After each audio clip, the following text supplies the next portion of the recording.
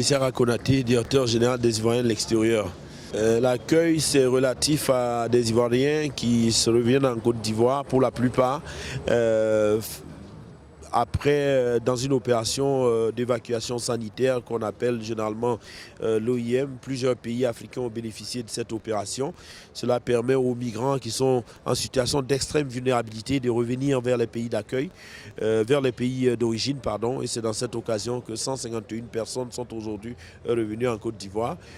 Bien entendu, il y aura plusieurs étapes de réintégration. La première étape, c'est l'étape du côté santé, où on va faire un petit bilan, et puis ensuite il y a l'aspect sécuritaire qu'il ne faut pas négliger, et pour finir il y aura les appuis que l'Organisation internationale pour les migrations et la Côte d'Ivoire voudrait bien leur apporter.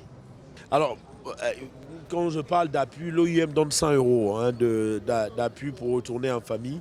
Le gouvernement ivoirien donne des vivres. Nous, on donne des vivres en appui à ce que l'OIM a fait. Je rappelle que plus de 1000 personnes maintenant sont revenues en Côte d'Ivoire. C'est la première fois qu'une organisation onusienne intervient dans les frais d'affrètement de l'avion qui ramène des Ivoiriens vers la Côte d'Ivoire. Non, on ne fonctionne pas comme ça. Ça dépend de la nécessité du terrain. On va voir sur le terrain, en liaison avec notre ambassade à Tripoli, avec bien entendu nos partenaires internationaux, si le besoin est largement éprouvé d'Ivoiriens qui décident de revenir vers la Côte d'Ivoire. En ce moment, nous saisissons l'opportunité, nous avisons le Conseil des ministres qui prend des décisions idoines. Je vous en prie. Merci.